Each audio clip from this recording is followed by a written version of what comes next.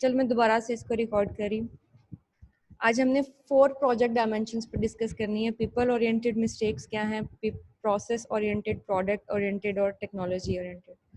People related mistakes क्या हैं, undermined motivations, कि जब भी कोई आपके ऑर्गेनाइजेशंस में नया आता है या आप उनमें सारे स्टेक होल्डर्स को जो है ना वो डिस्कस कर सकते हैं, क्योंकि वो सारे आपके पीपल रिलेटेड ही हैं, कि उन्हें आप पूरी तरह से मोटिवेट नहीं करते, क्योंकि जब आप एक पर्सन को मोटिवेट करते हैं तो वो फिर अपना काम बेहतर तरीके से कर सकता है। जैसे मैं अभी आप लोग कह रहे थे कि फर्स्ट सेमेस्टर में जो बच्चे आए हैं उन्हें बताएं कि यहाँ प्रॉब्लम्स क्या होती हैं, तो फर्स्ट डे ही हम उनको यहाँ की प्रॉब्लम्स नहीं बताते, क्योंकि फिर वो उनका माइंड जो है ना वो उनका माइंड अंडरमाइंड हो जाता है, कि मतलब वो ये सोचना शुरू हो जाते हैं कि शायद हमने ठीक नहीं किया इस यहाँ पे आके, ये डिग्री हमारे लिए ठीक नहीं है, या इस यूनिवर्सिटी से करना हमारे लिए ठीक नहीं होगा।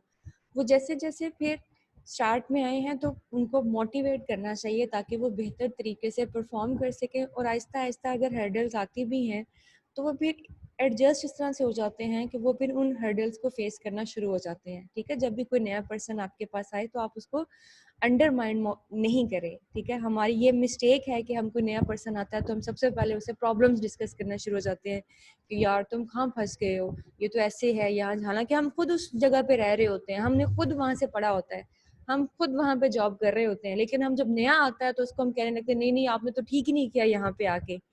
तो ये एक मिस्टेक है।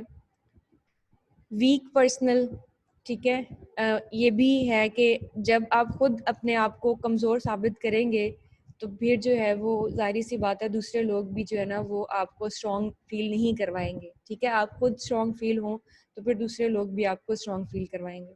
अनकंट्रोल प्रॉब्लम एम्प्लॉयज़, ऐसी ऑर्गेनाइजेशन जहाँ पे प्रॉब्लम्स के जो एम्प्लॉयज़ की प्रॉब्लम्स को कंट्रोल नहीं किया जाता, ये भी एक पीपल ओरिएंटेड मिस्टेक्स है ऑर्गेनाइजेशंस में, कि आपके जो एम्प्लॉयज़ या आपके पर्सन्स या जो जॉब कर रहे हैं आपके पास या जो आपके पास काम करवाने आते हैं, आपको उनकी प्रॉब्लम सुननी चाहिए और साथ साथ उन्हें कंट्रोल करना चाहिए। जैसे आज देखें ना, मैं आपको बता रही कि इंटरनेट का इशू सुबह 8 बजे से है, 8 बजे वाली क्लासेस काफ़ी लोगों की मिस हो गई जिनके पास यूनिवर्सिटी के इंटरनेट के अलावा कोई प्रॉब्लम नहीं थी।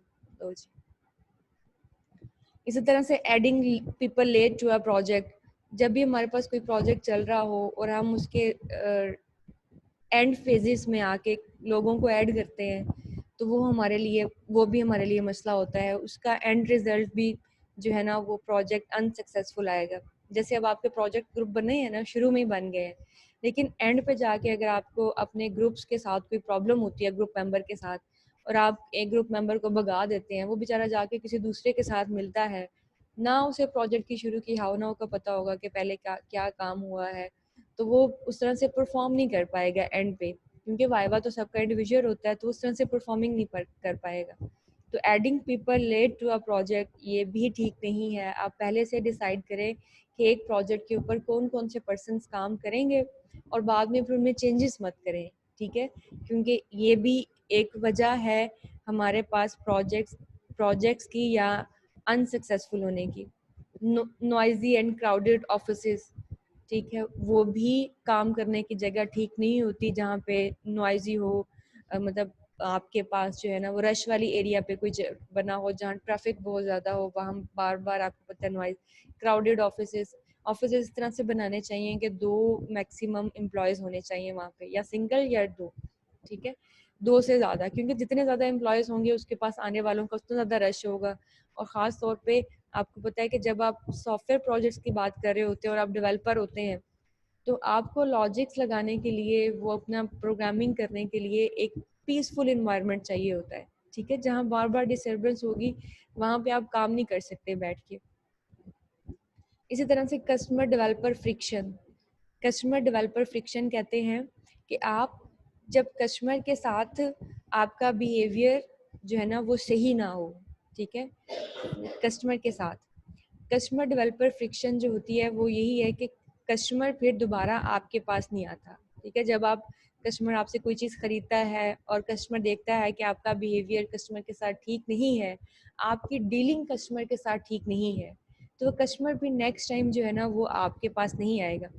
कस्टमर डेवलपर फ्रिक्शन कहते ही ऐसी चीज़ को है कि कोई भी ऐसी प्रॉब्लम, कोई भी ऐसी वजह जो कि कस्टमर को दोबारा आपसे प्रोडक्ट खरीदने से रोके, ठीक है, कस्टमर दोबारा आपसे प्रोडक्ट खरीदना ना चाहे, that's called customer developer friction. देखिए कुछ लोगों, जब आप जाते हैं तो कुछ लोगों का बिहेवियर ही इतना पोलाइट होता है, वो इतने अच्छे तरीके से बात करते हैं कि अगर हमने वहाँ से प्रोडक्ट नहीं भी खरीदनी ना, तो हम उनके बिहेवियर की वजह से हम कहते हैं यहाँ से कुछ खरीद ही लेते हैं, ठीक है। और कुछ लोगों का जिन जहाँ से हम वाकई कुछ लेना चाहते हैं लेकिन उनका बिहेवियर इतना रूड होता है अपने कस्टमर्स के साथ कि फिर बंदे ने वहाँ से चीज़ लेनी भी हो तो बंदा कहता है कि छोड़ो, ये तो अच्छी तरह डील ही नहीं कर रहे।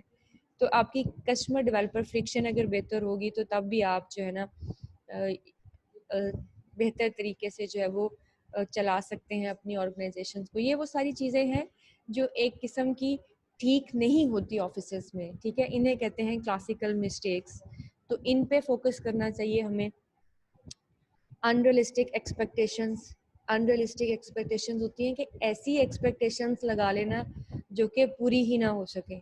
अब एक प्रोजेक्ट है, आपको पता है कि ये 3 महीने से पहले नहीं बन सकता, लेकिन आप जो है ना वो कस्टमर को खुश करने के लिए या बॉस को खुश करने के लिए आप कहते हैं नहीं नहीं मैं तो इसे 2 महीने में बना दूंगा, जबकि आपको खुद भी पता है कि ये 3 महीने में नहीं बन सकता। उसका एंड रिजल्ट भी फिर यही आता है कि जब वो 2 महीने में नहीं बनता, पहले तो आपने जो है ना वो वाह वाह करवा ली, लेकिन एट द एंड फिर जो है वो 2 महीने फिर आप उस खुद ही जो है ना उसका नुकसान भुगतेंगे। तो एक्सपेक्टेशंस जो है ना वो रियलिस्टिक रखनी चाहिए, वो अनरियलिस्टिक नहीं रखनी चाहिए। जैसे हम किसी पर्सन से अपने एम्प्लॉय से उम्मीद लगा लें कि ये अकेला ही सब कुछ हैंडल कर लेगा, हमें टीम बनाने की ज़रूरत नहीं है, ये सब कुछ खुद ही कर लेगा। ये भी एक अनरियलिस्टिक एक्सपेक्टेशन है कि जब आपको पता है कि ये काम अकेले हैंडल होने वाला नहीं है तो आप उस पर्सन के ऊपर इतना बर्डन नहीं डालें। ये चीज़ भी पीपल ओरिएंटेड एक मिस्टेक्स है। और पॉलिटिक्स पॉलिटिक्स तो आपको पता है कि हर जो ऑर्गेनाइजेशन है इस वक्त, चाहे वो प्राइवेट ऑर्गेनाइजेशन है चाहे वो गवर्नमेंट ऑर्गेनाइजेशन है, पॉलिटिक्स तो हर जगह पे है, ठीक है। और पीपल ओरिएंटेड में पॉलिटिक्स ज़्यादा होती है क्योंकि लोग ही एक दूसरे की टांग खींचते हैं ना, जैसे कहते हैं ना हम टांग खींचना, वही हमारे पास पॉलिटिक्स है। कि अगर हम देखते हैं कि एक पर्सन अच्छा काम कर रहा है तो हम जानबूझ के कुछ ऐसा करते हैं कि ये पर्सन जो है वो बॉस की नज़रों में या बाकी लोगों की नज़रों में इसका इमेज ख़राब हो, उसे कहते हैं हम पॉलिटिक्स, ठीक है। इसी तरह से विशफुल थिंकिंग क्या होती है? विशफुल थिंकिंग होती है ख्याली पुलाव बनाना, ठीक है। तो हम जैसे कुछ लोग होते हैं ना ख्याली पुलाव ज़्यादा पकाते हैं कि हम ऐसे कर लेंगे काम, हम ऐसे कर लेंगे, ऐसे हो जाएगा, ये बड़ा अच्छा रहेगा, लेकिन काम करने की दफ़ा वो फिर पीछे हो जाते हैं। तो विशफुल थिंकिंग लोग जो होते हैं ऑर्गेनाइजेशंस में, ये भी काम को ख़राब करने वाले लोग होते हैं, ठीक है, जो कि रियल लाइफ रियलिस्टिक में तो काम करते नहीं है, सिर्फ ख्याली पुलाव बना बना के देते रहते हैं। Lake of effective project sponsorship, ठीक है। प्रोजेक्ट्स जो देखें, आपका एक जो प्रोजेक्ट है ना या प्रोडक्ट है वो कामयाब तब होता है जब उसको स्पॉन्सर अच्छा किया हुआ हो, ठीक है। देखिए कहते हैं कि जो जितना प्रोजेक्ट पैसा बनाने में लगाया है ना, अगर आप उससे आधा पैसा भी उसे स्पॉन्सर करने में लगा दो ना तो आपका वो प्रोजेक्ट कामयाब हो जाएगा। जब आपने एक चीज़ बनाई है और जब तक लोगों को पता नहीं चलेगा कि आपने चीज़ बनाई है, उसकी क्या क्वालिटीज़ हैं, लोगों तक पहुंचेगी नहीं वो बात, तो लोग कैसे उसे खरीद पाएंगे। आपने एक अच्छी प्रोडक्ट बनाई है तो आपको उसके स्पॉन्सरशिप पे भी पैसा लगाना चाहिए, ठीक है, ताकि जो है वो लोगों तक बात पहुंचे। लेकिन जब ये लोग मार्केट्स में इस तरह सेल लगाते हैं तो ये किस तरह उसकी एडवर्टीजमेंट करते हैं, बड़े बड़े बिल बोर्ड्स पे लगा होता है कि 50% सेल। तो इस तरह से कमर्शियल्स आ रही होती हैं, न्यूज़ के नीचे हेडिंग्स आ रही होती हैं इस तरह से। तो ये क्या होता है, ये उसकी स्पॉन्सरशिप कर रहे हैं, ठीक है। तो एक अच्छे प्रोजेक्ट की स्पॉन्सरशिप भी बहुत ज़रूरी है। लेक ऑफ स्पॉन्सरशिप से भी क्या होता है, वो प्रोजेक्ट जो है वो इस तरह से मार्केट नहीं हो सका। Lack of stakeholders buy in, ठीक है, स्टेक होल्डर्स के दरमियान भी जो है ना, जैसे आपने प्रॉपर तरीके से एग्रीमेंट नहीं किया स्टेक होल्डर्स के साथ तो फिर भी इश्यूज आते हैं, ठीक है। एग्रीमेंट आपको पता है क्या होता है, दोनों तरफ दोनों पार्टीज जिस एक फैसले पे एग्री हो जाए उन्हें हम एग्रीमेंट बोलते हैं, ठीक है। तो जब भी आप प्रोजेक्ट किसी के हैंड ओवर करें तो सबसे पहले आप उसे एग्रीमेंट साइन करवाएं।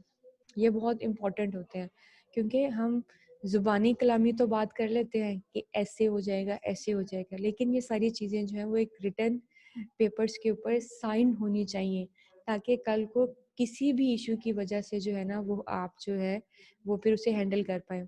जैसे अब हमारे पास स्टूडेंट्स आ रहे हैं जिनके पास ओरिजिनल डिग्रीज़ नहीं है, तो हम उनसे एप्लीकेशन लिखवाते हैं ताकि कल को अगर ये ओरिजिनल नहीं भी सबमिट करवाते, तो उनके एप्लीकेशन पे बड़ा-बड़ा लिखा होता है कि जी अगर मैं नहीं सबमिट करवा सका तो फिर जो है वो मेरा एडमिशन कैंसिल कर दिया जाए।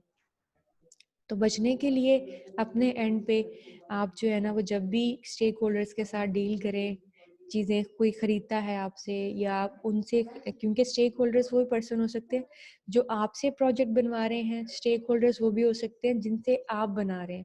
जैसे लास्ट टाइम हमने देखी थी ना टर्म कि आप जो है ना प्रोजेक्ट का कुछ हिस्सा बाहर से भी बनवा सकते हैं, ठीक है? तो वो है कि उसमें आप एग्रीमेंट जो है अगर नहीं करते तो वो भी आपके लिए जो है वो इशू क्रिएट हो सकते हैं। तो ये सारी पीपल ओरिएंटेड मिस्टेक हैं कि आप लोगों को मोटिवेट ना करें, आप लोगों को कमज़ोर समझें, आप प्रॉब्लम्स की प्राइस को कंट्रोल ना करें, आप लोगों को लेट एंटर करें प्रोजेक्ट्स के अंदर, ऑफिसेस अच्छे डेवलप ना हो, कस्टमर के साथ बिहेवियर अच्छा ना हो, आप जो है ना अनरियलिस्टिक एक्सपेक्टेशंस करें, पॉलिटिक्स जो है ख़याली बुलाओ, इस तरह से स्पॉन्सरशिप आप ठीक नहीं कर रहे, स्पॉन्सरशिप पीपल्स नहीं करनी है ना, ठीक नहीं कर रहे, तो ये आपकी मिस्टेक्स हैं पीपल ओरिएंटेड। इनको अपनी ऑर्गेनाइजेशन में देखें कि इनमें से हमारी ऑर्गेनाइजेशन में कौन-कौन सी चीज़ें हैं और उन्हें कवर करने की कोशिश करें, ठीक है? ये ऑर्गेनाइजेशंस के हवाले से बताइए कि एक ऑर्गेनाइजेशन में पीपल ओरिएंटेड ये इश्यूज जो हैं वो हो सकते हैं जो कि प्रोजेक्ट की परफॉर्मेंस पे या जो आपके काम वर्किंग एनवायरनमेंट पे असरअंदाज हो सकते हैं, ठीक है? लेस देन 1 मिनट रह गया है, प्रोसेस ओरिएंटेड मिस्टेक नेक्स्ट में करते हैं।